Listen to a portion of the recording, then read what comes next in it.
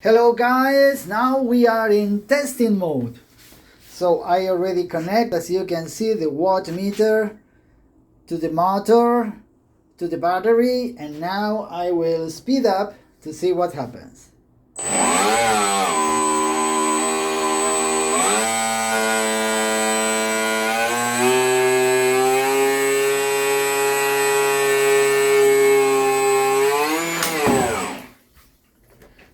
Okay, let's see.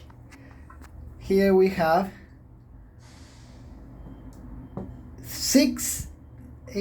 11 volts, 80 watts.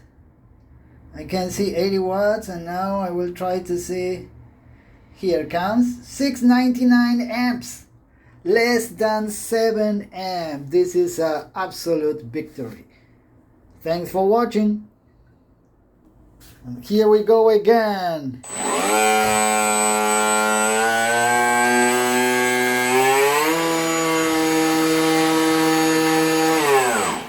think it's going to work. Bye bye.